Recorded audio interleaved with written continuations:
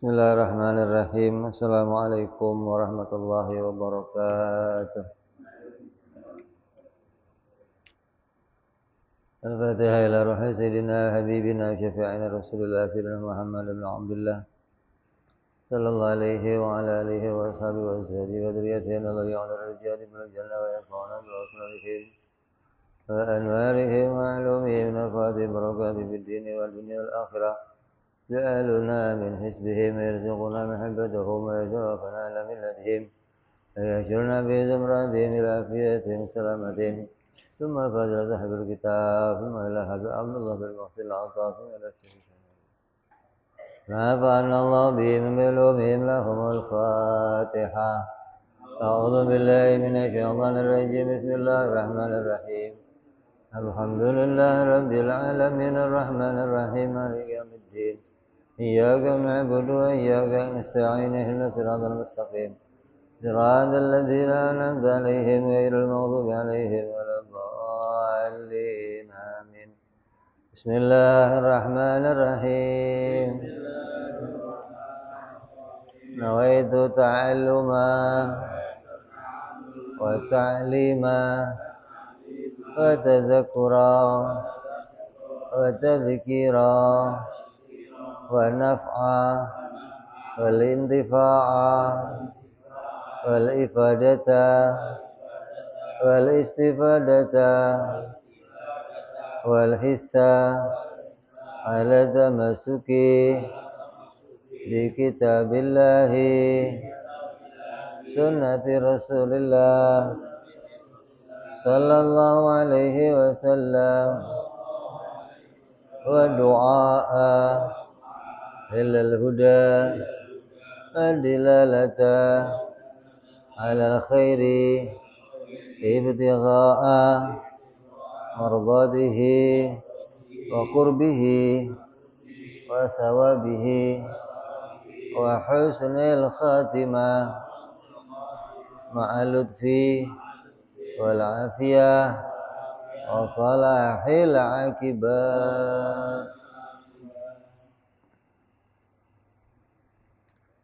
Bismillahirrahmanirrahim. Alhamdulillahirabbil alamin.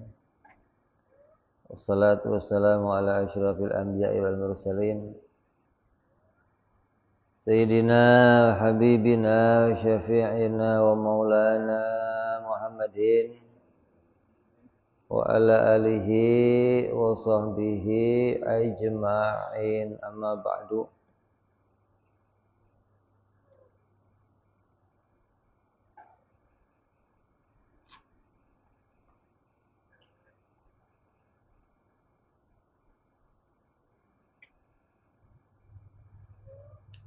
Qala musanniful kitab rahimahullah nafa'ana bihi wa bi ulumihi fid dharain. Allahumma aftah qulubana futuhal arifin wa bi hikmatika wansur alaina bi rahmatika ya arhamar rahimin. Halaman 39.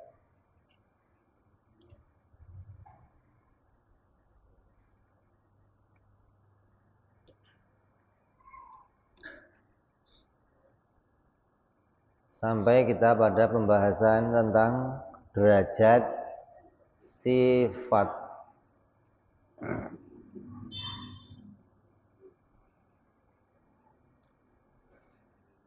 Sifat yang sudah kita pelajari dari sifat-sifatnya Allah Subhanahu wa taala jumlahnya ada 20. Dari 20 itu semuanya adalah menunjuk kepada Allah. Karena yang namanya sifat itu adalah petunjuk kepada zat. Dengan adanya sifat, kita mengetahui keberadaannya si zat. Tapi 20 sifat itu nanti akan menunjuk kepada makna yang berbeda-beda. Artinya 20 sifat itu akan menjadi petunjuk pada 4 perkara. Nah, sifat itu ada derajatnya, ada 4 derajat sifat. Yang tiap-tiap derajat ini akan menunjukkan kepada hal yang berbeda dengan yang lainnya. Kalau anak-anak kita itu hanya disuruh menghafalkan wujud qidam baqo sampai mutakal liman, maka dia belum mengetahui derajat sifat. Wujud itu sifat apa, qidam sifat apa, kudrat sifat apa, enggak tahu. Pokoknya 20 itu semuanya sifat Allah, tanpa tahu derajat sifat masing-masingnya. Maka hari ini kita akan membahas tentang derajat sifat yang 20 itu terbagi menjadi 4 derajat. Yang pertama namanya nafsiyah. Yang kedua namanya salbiyah. Yang ketiga namanya ma'ani. Yang keempat namanya maknawiyah. Yang pertama, adapun pengertian sifat nafsiyah. Sifat nafsiyah itu adalah sifat zat. Maksudnya sifat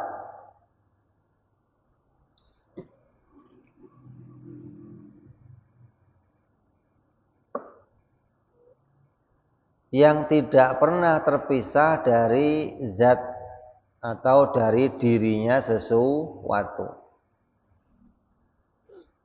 Gambarannya seperti apa?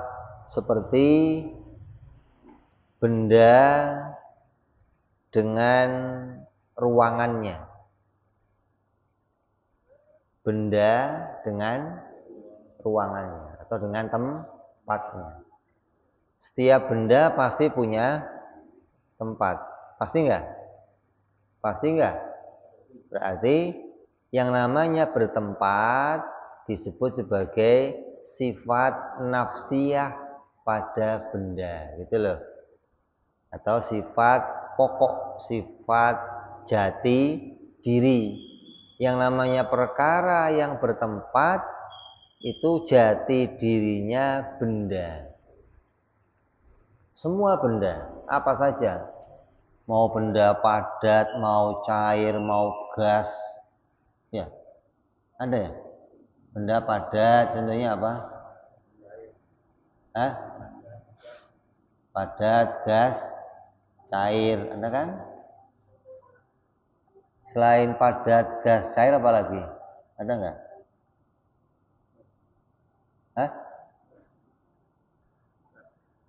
Iya padat, terus cair, terus gas, apa lagi? Ruh, apa ya ruh? Padat, cair, gas. Sinar apa sinar?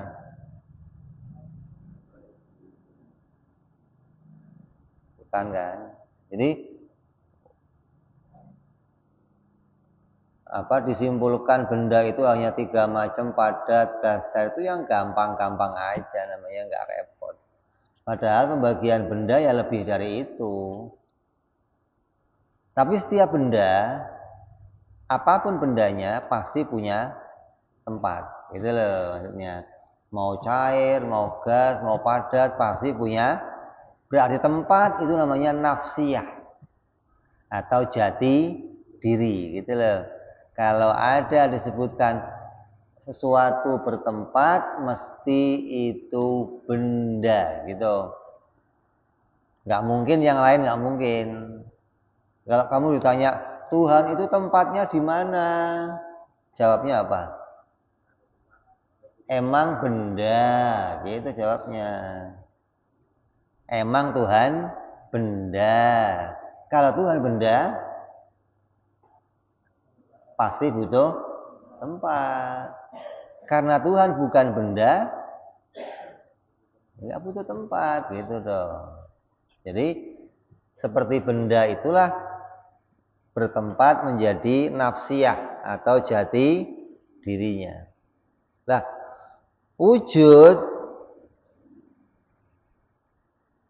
adalah nafsiyah Allah. ada itu jati dirinya Tuhan. Sesuatu yang pasti ada, wajib ada, itu adalah nafsiyahnya Tuhan, jati dirinya Tuhan. Kalau kita ada nggak? Tapi diadakan. Yang asli ada siapa? Allah. Makanya ada itu menjadi jati diri bagi Allah. Kalau kita ini diwujudkan, berarti jati diri kita ini apa? Bertempat. Kalau kita diwujudkan oleh Allah, ketika muncul wujudnya pasti ada tempatnya. Nah, kalau Allah wujud itulah jati dirinya, gitu loh. Ada itulah jati dirinya Tuhan, karena sesuatu yang pasti adanya ya hanya Allah, hanya Tuhan, nggak ada yang lainnya, nggak ada. Yang lain namanya jaiz, ada boleh, nggak ada juga boleh.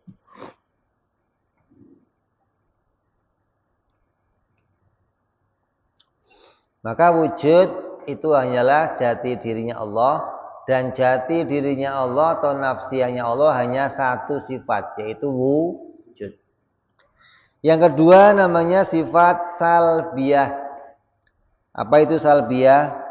Yaitu qidam, baqa, mukhalafal hawadis, qiyamu binafsih, dan wahdaniyah. Ini 5 ini namanya sifat salbiyah. Qidam, baqa, mukhalafah, qiyamu binafsih, terus wahdaniyah. 5 sifat ini namanya sifat salbiyah. Apa itu sifat salbiyah? Sifat salbiyah itu adalah sifat nafi atau sifat adamiyah. Maksudnya sifat yang mengandung makna tiada. Sifat yang mengandung makna tiada. Dinamakan demikian karena melihat ibarah dari 5 sifat itu adalah salbun amrin la yaliku billah, ai nafiyu amrin la yaliku anil maula. Pengertiannya yang bisa diambil dari kecocokan makna 5 sifat itu adalah ketiadaan perkara yang tidak pantas bagi Allah. Jadi yang dimaksud salbiyah itu sifat apa? Sifat yang maknanya tiada. Apa yang ditiadakan? Yang ditiadakan sesuatu yang enggak pantas bagi Allah. Maksudnya adalah sifat yang di dalamnya mengandung makna penolakan perkara yang tidak pantas bagi Allah Subhanahu wa ta'ala. Gitu loh. Maka sifat salbiyah ini disebut juga sifat tanzih atau sifat maha suci. Karena dengan sifat ini kita akan memahami tentang kesucian Allah dari perkara yang tidak layak bagi Allah. Contohnya apa? Penggambarannya seperti di bawah ini. Fal qidamu adamul awaliyah. Sifat qidam itu maknanya meniadakan adanya permulaan bagi wujudnya Allah. Allah itu ada permulaannya enggak? Ada awalnya enggak? awal itu pantas nggak bagi Allah? Maka kita sucikan. Allah tidak ada awalnya. Nah, dengan menyebut sifat qidam, maknanya kita mensucikan Allah dari adanya awal. Kalau makhluk ada awalnya. Kalau Allah, maka dengan sifat qidam kita mensucikan Allah dari adanya permulaan, dari adanya awal. Yang kedua, baqo, mensucikan Allah dari apa? Tiadanya akhir. Maha suci Allah dari adanya akhir. Dengan kenal Allah itu wajib qidam, wajib baqo, maknanya kita mensucikan Allah dari perkara-perkara yang enggak layak bagi Allah. Nah, Allah kan enggak butuh disucikan, Allah itu maha suci. Iya, dengan sifat ini kamu mengetahui kesucian Allah, gitu loh. Bukan Allah butuh disucikan, bukan. Tapi dengan sifat ini kamu tahu bahwa Allah itu maha suci dari segala yang enggak layak bagi Allah. Terus yang ketiga, mukhalafah lil hawadis, yaitu mengandung makna tiada persamaan bagi Allah. Nah, kita meniadakan adanya apa? Persamaan bagi Allah. Gak mungkin Allah itu ada persamaannya. Beda nih sama pahamnya orang-orang Wahabi. Kalau Wahabi, Allah itu ya boleh aja ada samanya, tapi samanya enggak 100% gitu loh. Kalau 100% enggak mungkin. Ya bolehlah samanya Allah itu ya 40% sama yang lain ada sama-sama juga gitu loh. Nih kalau begitu dia tidak mensucikan Allah dari adanya persamaan.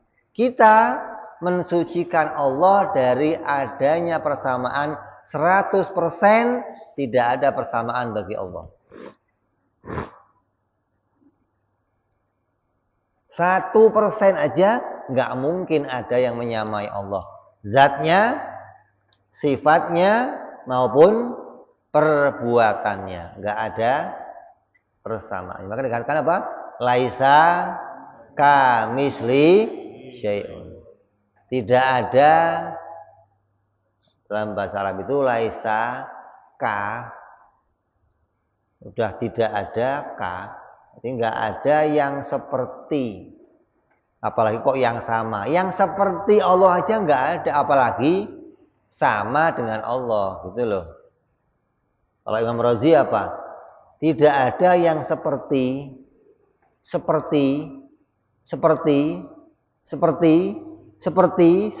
Allah itu nggak ada. Apalagi kok itu ngomong seperti itu tanpa ada akhirnya. Nggak mungkin bisa kamu rekayasa Allah itu ada miripnya dengan si ini, dengan si ini.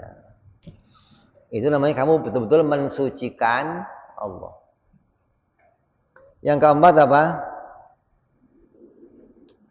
Wal qiyamu ta'ala binafsi nafiyu iftikaruhu ta'ala ila mahalin wa mukhassisin, yaitu Allah berdiri sendiri, kita sucikan dari apa? Butuh. Allah itu zat yang enggak butuh kepada yang lain. Allah tidak butuh kepada segala sesuatu. Yang butuh siapa? Yang butuh ya makhluk. Yang punya sifat butuh adalah makhluk. Kalau Allah nggak ada yang dibutuhkan Allah, nggak ada. Kitalah yang punya sifat butuh kepada Allah. Terus wal wahdaniyah ya nafiyu ta'addud. Kemudian esa adalah sifat salbiyah yang mengandung makna tiada terbilang bagi Allah. Maknanya Allah itu enggak ada duanya. Wajib Tuhan itu satu. nggak ada duanya. Maka dikatakan la syarika lahu. Kita sering ngomong asyhadu alla ilaha illallah wahdahu la syarika lahu. Dia ngomong la syarika lahu itu makna mensucikan Allah. Tidak ada sekutu bagi Allah, nggak ada kawan, nggak ada istri, nggak ada teman, nggak ada anak, nggak ada. Allah itu esa. Yang lain selain Allah adalah makhluk. Siapa lagi? Kalau ada wujud selain Allah namanya makhluk. Karena Allah Tuhan ya esa, nggak ada lainnya, nggak ada. Ada bab yang lain, istrinya Tuhan, nggak ada. Ada temannya Tuhan, nggak ada. Anak Tuhan, nggak ada. Ponakannya, nggak ada. Apalagi ponakan segala. Maka 5 ini adalah makna apa? Kesucian bagi Allah. Qidam, baqa, mukhalafatul hawadis, qiyamu binafsi wahda niyah. Ketika kamu sholat, kemudian kamu sampai kepada zikir tasbih subhanallah, maka kita mengingat sifat-sifat ini bagi Allah. Maha suci Engkau ya Allah. Subhana rabbiyal a'la. Subhana rabbiyal a'la wa bihamdi. Kamu sholat begitu kan? Subhana rabbiyal azimi, subhana rabbiyal azim. Habis sholat subhanallah, subhanallah, subhanallah. Ingat ini, Engkau maha suci Allah dari adanya permulaan, akhir. Engkau enggak ada samanya ya Allah. Engkau tidak butuh segalanya, kamilah yang butuh kepadamu ya Allah. Engkau esa, mandiri, enggak ada yang lainnya. Itu makna kesucian Allah. Jangan ngebut aja, ban Allah. Memang Allah punya ban Allah, ban apa? Radial. Subhanallah sambil menghadirkan sifat-sifat ini dalam hati kita, gitu loh. Hingga makna tasbih kamu sampai kepada Allah. Betul-betul mengingat kesuciannya Allah, suci dari sifat-sifat makhluk gitu. Karena yang mau kita bersihkan itu adalah semua sifat-sifat makhluk. Mustahil, nggak mungkin pada Allah ada sifat-sifat makhluk. Makanya pikiran kita menjadi bersih, akidah kita menjadi bersih, iman kita jadi bersih dengan mengenal sifat salbiyah gitu. Enggak lagi pikiran kita merekayasa Tuhan dengan sifat-sifat makhluk. Kayak apa gede Tuhan itu, gini Tuhan begini Tuhan, enggak ada. Bersih. Enggak ada bayangan, enggak ada gambaran tentang bagaimana zatnya Allah, apalagi disifati dengan sifatnya makhluk. Terus yang ketiga, yaitu namanya sifat apa? Ma'ani. Apa itu ma'ani? Ma'ani itu sifat maujud atau sifat yang ada. Artinya sifat ini adalah sifat yang ada pada zatnya Allah. Andai kita dibukakan hijab oleh Allah untuk melihat kepada dirinya Allah, kita akan melihat sifat ma'ani ini ada pada Allah. Kudrat, iradat, ilmu, hayat, sama, basor, kalam akan kita lihat ada pada dirinya Allah. Jadi sifat yang derajatnya sampai bisa kita lihat. Namanya sifat apa? Ma'ani. Gitu loh. Kalau sifat salbiyah nggak bisa dilihat. Karena sifat talabiyah itu hanya i'tibariyah saja. Sifat bangsa Adami nggak ada.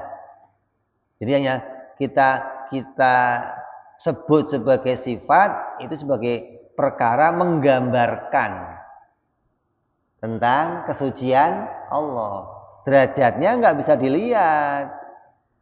Karena itu penggambaran dari makna kita meniadakan keadaan makhluk pada dirinya Allah. Digambarkan dengan semua sifat-sifat salbiyah. Sifat salbiyah juga nggak cuma 5, banyak. Nggak terbatas sebenarnya. Artinya kita mau mensucikan Allah dari sifat-sifat makhluk kan nggak cuma 5 doang kan. Banyak sifat makhluk kan. Tapi 5 ini sudah mencukupi, mewakili gitu loh. Bahwa dengan 5 ini kamu dianggap sudah mensucikan Allah dari adanya sifat-sifat makhluk pada dirinya Allah. Bukan berarti sifat salbiyah cuma 5, bukan. Sifat salbiyah juga banyak. Tapi ulama mencukupkan dengan 5 sifat ini. Kalau sifat ma'ani ada berapa? Ada 7. Begitupun sifat ma'ani. 7 sifat ini juga bukan hanya 7. Tapi inilah yang disebutkan oleh para ulama untuk kita imani ada pada dirinya Allah. Dikatakan oleh sebagian hikmah, apabila dibuka 4 hijab penghalang kita oleh Allah, maka pasti kalian akan melihat semua sifat-sifat ma'ani pada dirinya Allah. Tapi jelas melihatnya nggak seperti melihat makhluk. Kenapa? Karena Allah bukan sesuatu yang bertempat. Kalau Allah sesuatu yang bertempat, berarti ada di depan kita. Ya kan? Ada arah tertentu. Ada ada dimensinya, ada ruangannya. Tapi kalau Allah ketika nanti kita dibuka hijab, pastinya cara melihatnya ya bukan seperti cara kita melihat makhluk. Gimana caranya, Bib? Wallahu a'lam. Kita tidak diperintah untuk mencari tahu bagaimana melihat zatnya Allah, enggak. Kita diperintah mengimani tentang adanya sifat-sifat Allah. Dengan adanya sifat-sifat Allah, kita memahami bahwa Allah itu ada. Allah itu zat. Dengan mengimani sifat-sifatnya. Enggak ada perintah kamu suruh melihat zatnya Allah, enggak ada. Jadi akidah Asy'ariyah harus berdiri pada akidah yang lurus. Karena banyak nih orang-orang mendompleng. Dompleng itu bersembunyi di belakang akidah Asy'ariyah untuk menyelamatkan pahamnya yang keliru. Karena akidah Asy'ariyah ini bagus, maka orang menggunakan nama ini untuk bersembunyi mengajarkan akidah-akidahnya yang batal. Tanya siapa kamu? Saya Asy'ari. Kamu Asy'ari, sifat 20, tapi ajarannya keluar dari akidah Ahlus Sunnah wal Jamaah. Dengan mengajarkan melihat zatnya Allah, dengan mengajarkan melihat bagaimana Allah itu secara hakikat. Ini bukan ajarannya Ahlus Sunnah wal Jamaah. Ya.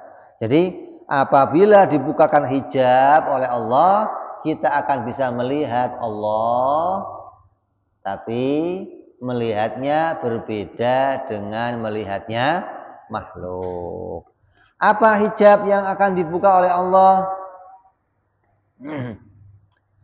Kalau hati kita dalam diri kita masih ada yang namanya hawa, nafsu, setan, cinta dunia, maka kita nggak akan pernah bisa hati kita bersaksi dengan benar kepada Allah.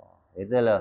Artinya kalau hati kita masih disibukkan dengan memandang yang lain selain Allah, maka kita nggak akan bisa memandang kepada Allah Subhanahu wa ta'ala. Makanya kata Nabi apa? Andai hati kamu itu tidak rame, kamu akan bisa mendengar apa yang aku dengar. Ente ini tiap waktu hatinya ngomong nggak? Dan cerewet, ngomong terus. Ini diomong. Kadang nggak ngomong apa-apa, asal ngaca ngomong. Coba saya ini punya rumah lagi, coba saya punya bini lagi, coba saya ini punya motor lagi, terus ngomong terus gitu loh. Kata Nabi, kalau hati kamu nggak banyak ngomong begitu, kamu akan mendengar apa yang aku dengar. Kata Nabi. Sama dengan ini, kalau hati kamu nggak banyak memandang dunia, mandang syahwat, mandang yang bening-bening, ada? Yang buhai-buhai, ada? Toge pasar, kutilang darah, ada ya? Kurus tinggi langsing, nggak banyak memandangnya begitu, kamu akan bisa fokus memandang kepada Allah. Memandang di sini adalah maknawi, bukan memandang hakiki, gitu loh. Memandang hakikinya Allah nanti di akhirat, bukan di dunia. Gitu dong. Artinya kita ini diperintah syahadat asyhadu alla ilaha illallah. Saya bersaksi. Tapi kesaksian kita dengan apa? Mata hati, gitu loh. Bukan kesaksian pakai mata kelapa, bukan. Kalau kesaksian pakai mata kepala, kesian orang buta nanti nggak bisa menyaksikan. Kesaksiannya pakai mata hati. Apa yang disaksikan? Yang disaksikan adalah bukti-bukti ketuhanannya Allah. Dengan bukti-bukti itulah kita menyaksikan keberadaannya Allah Subhanahu wa ta'ala. Menyaksikan Allah wajib wujud, wajib qidam, wajib baqa, sampai wajib mutakal lima.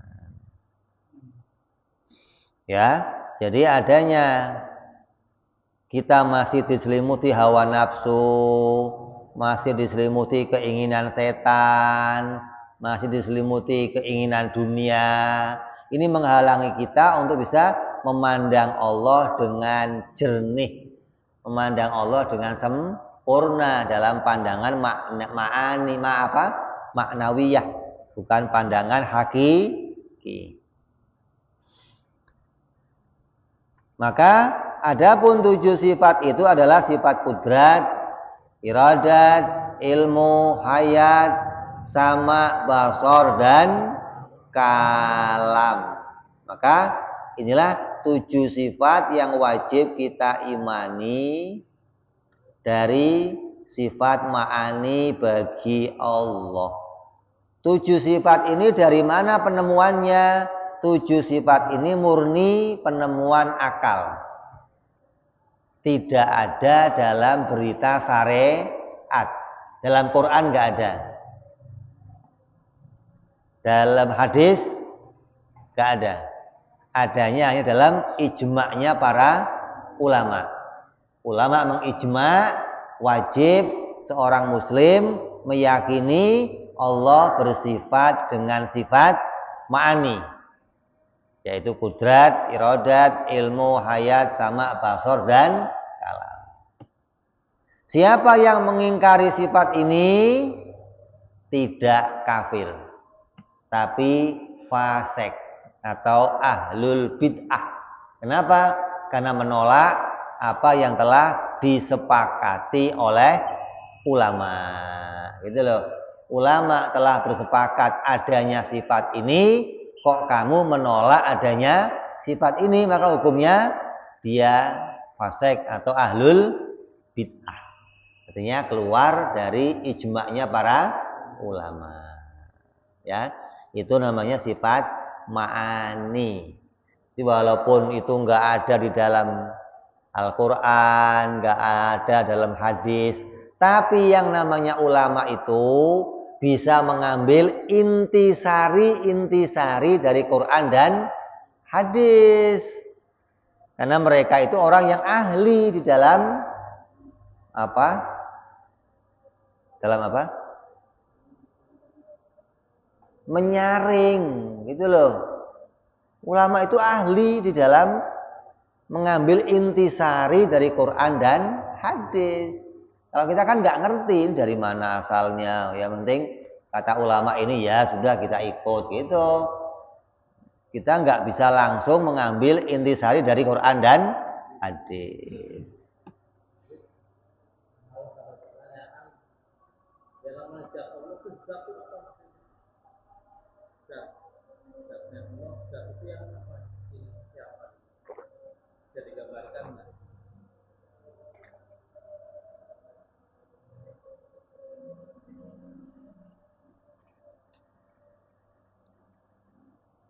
Apapun yang di situ dijumpai sifat, maka disebut namanya zat.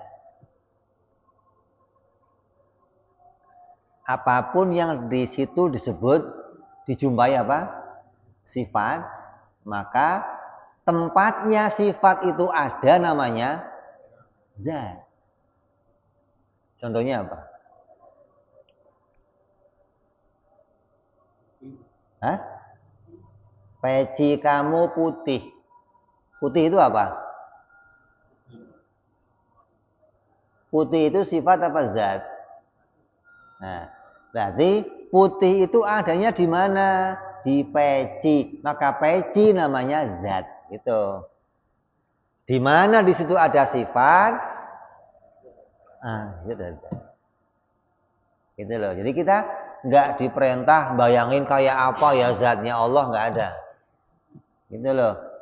Kita hanya diperintah untuk mengimani karena ada sifatnya pasti ada zatnya. Ya. Kita masuk Isya, kita dengarkan adzan Isya sebentar.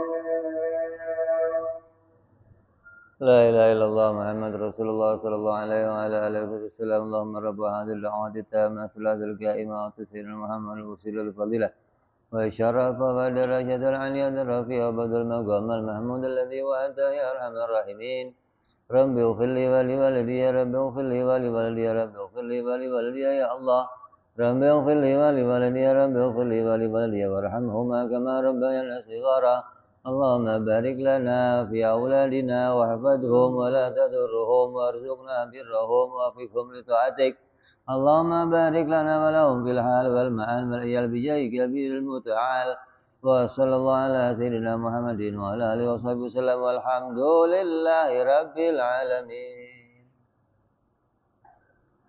Lah kalau zatnya makhluk itu yang punya panjang, lebar, tebel, itu zat. Zat itu materi, bagi makhluk itu materi namanya. Ada panjangnya, lebarnya, ada. Dan pasti juga ada sifatnya. Ini panjang, lebar, tebel. Meja, panjang, lebar, semuanya pas ya. Itu materinya makhluk namanya, zatnya makhluk. Kenapa kok ada panjang, lebar, tebel? Karena dia pasti punya ruang. Gitu loh. Yang namanya ada panjangnya, ada lebar, ada tebelnya, berarti tengahnya ada apanya? Ruangannya. Gitu loh. Itulah yang namanya makhluk. Pasti punya ruang atau tempat. Dan juga ada sifatnya. Karena yang namanya zat, mau zatnya makhluk, mau zatnya Allah, tidak pernah pisah dari sifat. Tiap ada zat, pasti ada sifat. Nah, kita ini hanya mengenali zatnya makhluk. Oh, makhluk zatnya yang ada tempatnya, ada ruangannya, ada kanan, kiri, atas, bawah. Lah zatnya Allah tidak demikian. Zatnya Allah berbeda dengan zatnya makhluk. Itu kan? Nyambung? Jadi kita tanya, kayak apa Bib zatnya Allah? Ya enggak kayak apa-apa. Lagian enggak usah dipikirin. Yang kita perlu ketahui adalah bagaimana mengakui, mengimani, meyakini keberadaan Allah dengan adanya sifat-sifat Allah. Lah taunya Allah bersifat bagaimana? Oh, taunya Allah bersifat karena adanya perbuatannya Allah. Apa perbuatan Allah? Menciptakan. Kalau ada perbuatan menciptakan, akal yang sehat, ini sehat loh, bukan meriang, bukan. Akal yang sehat mesti akan memahami yang punya perbuatan itu pasti hidup. Pasti enggak? Pasti berilmu, pasti punya kemampuan, pasti punya kehendak, pasti enggak? Walaupun saya enggak ngelihat gitu loh. Ini masjid, ada yang bangun. Yang bangun siapa? Tukang. Tukangnya bagaimana? Mesti hidup. Mungkin orang mati bangun masjid? Mungkin enggak? Ya, mesti tukangnya berilmu. Mesti tukangnya punya kemampuan, gitu loh. Walaupun saya enggak lihat tukang itu bangun masjid, gitu maksudnya. Jadi dari arah kita menemukan kejadian alam, kita menemukan adanya perbuatan yang menciptakan. Dari adanya perbuatan itu, kita memahami bahwa pada setiap yang punya perbuatan pasti ada sifat. Setiap yang ada sifat pasti ada zat zatnya. Gitu loh, inilah tahapannya orang menemukan Allah Subhanahu wa ta'ala, menemukan zatnya Allah.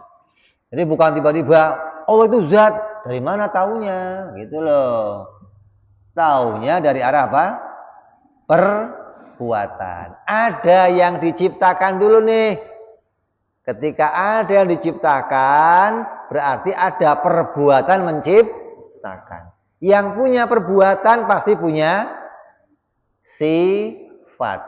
Kalau dia punya sifat, berarti pasti punya zat. Gitu. Ini urut-urutan kita menemukan Allah Subhanahu wa ta'ala. Jadi sifat ma'ani tadi, kudrat, iradat, ilmu, hayat, itu murni penemuan akal tadi loh.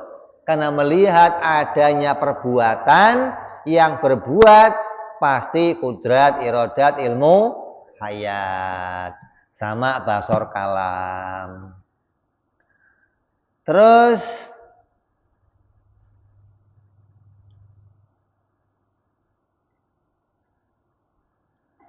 ditambah lagi 7 sifat yang berikutnya, namanya 7 sifat maknawiyah gitu. Sifat maknawiyah inilah yang disebutkan oleh Allah di dalam Al-Qur'an. Innallaha ala kulli syai'in qadir. Qadir itu maknanya qadiron gitu. Kan di sini apa? Qadiran, muridan, aliman. Allahu alimun bi kulli syai', aliman. Ada di dalam Al-Qur'an semua nih. Maka dikatakan siapa yang tidak mengimani sifat maknawiyah, hukumnya apa? Kafir. Karena menolak Al-Qur'an gitu. Jadi maknawiyah ini langsung disebutkan dalam Al-Qur'an. Tapi kita Ahlussunnah memahami kalau ada maknawiyah pasti ada ma'ani, karena ma'ani dan maknawiyah nggak bisa dipisahkan. Kayak begini, kalau ada disebut dia orang yang bertopi, pasti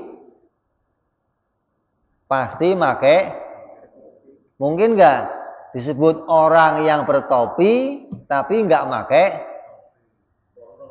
Mungkin. Gitu loh.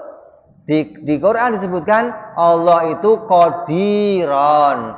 Kalau Allah qadiron, pasti dia kudrat. Gitu loh. Kalau Allah itu aliman, pasti punya ilmu gitu. Makanya kalau ente ngundang ulama, ada orang alim.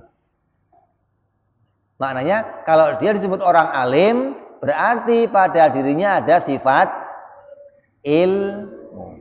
Mungkin enggak, ini alim tapi enggak ada ilmunya. Mungkin enggak? Hah? Alim tapi goblok, mungkin enggak? Ada. Emang namanya si alim. Namanya. Jadi biar goblok alim gitu.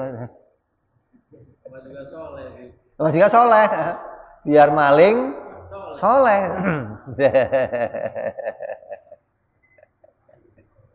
Tapi kalau itu jadi sifat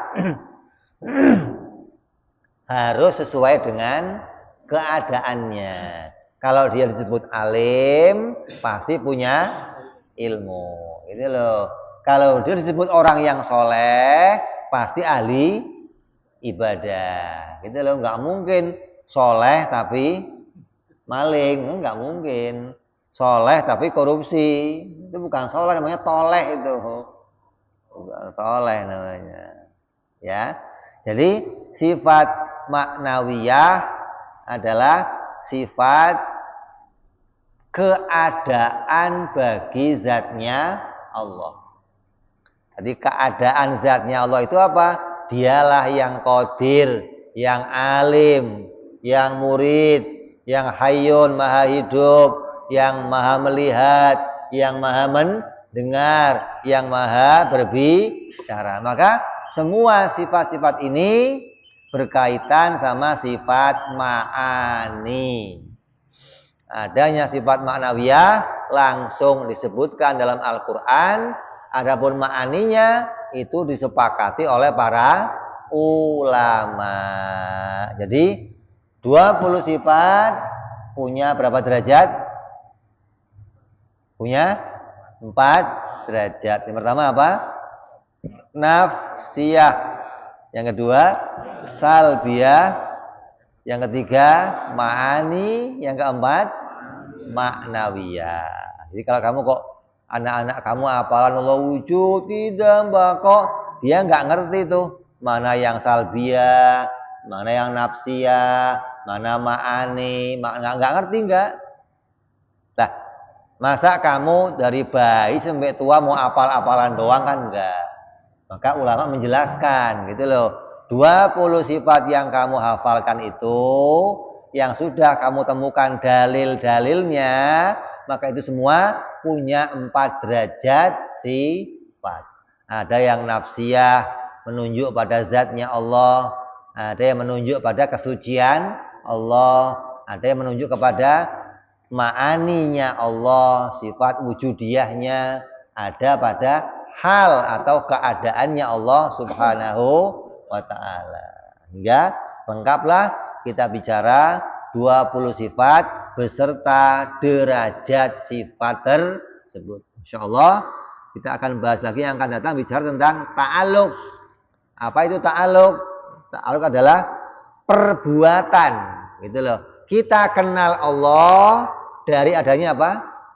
Perbuatan. Nah, kita akan bahas nih.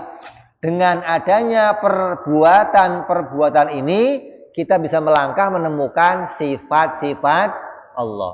Dari nemu sifat Allah, kita menemukan apa? Zatnya Allah subhanahu wa ta'ala. InsyaAllah, ini kita akan bahas yang akan datang. Mudah-mudahan kita semua dengan kitab ini dituntun iman kita menjadi iman yang benar, iman yang diterima oleh Allah, iman yang kokoh punya dalil, iman yang kuat, iman yang cocok dengan imannya orang-orang ahlu sunnah wal jamaah yang membawa kita selamat dunia sampai akhirat insyaallah. Wallahu a'lam bishawab. Wa ila hadratin nabi. Al-Fatihah.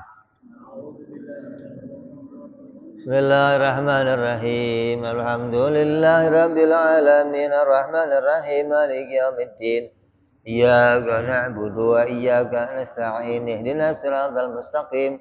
Siratal ladzina an'amta 'alaihim ghairil maghdubi 'alaihim waladdallin. Amin.